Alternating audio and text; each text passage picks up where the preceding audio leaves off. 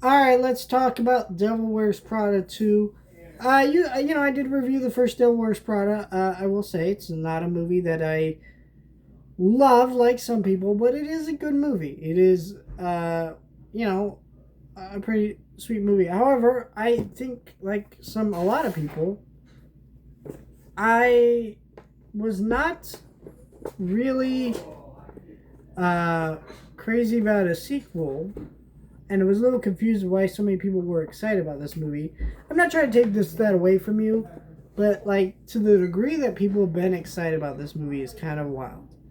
I'm happy for you, but man, I don't know. Um, so but also a lot of people have been really anticipating this movie, like I said. So, um, I'll be honest, I actually enjoyed this movie more than I thought I would, but I still will maintain. Of course, the first movie's better. This is not a movie that's really gonna stick with me or be very memorable.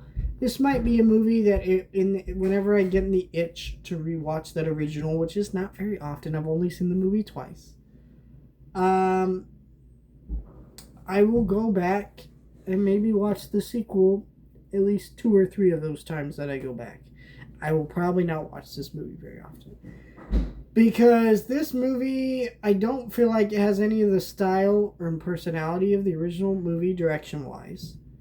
But I do think that it does things that are actually smart for a sequel like this, where they do really involve, like, no longer printing digital magazines and the effects of that in these industries, the effects of big companies merging together, consolidation, and how that hurts people's jobs and destroys people's lives and devalues things.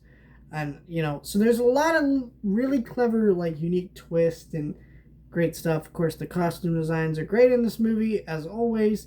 The movie is very funny. It's very enjoyable. Like, if you like Devil Wears Prada, you're gonna enjoy this movie.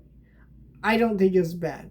But there's still a part of this movie that I just sat there in the theater and I was like, I can just feel it's a cash grab. Where it's not like the movie's really doing anything wrong.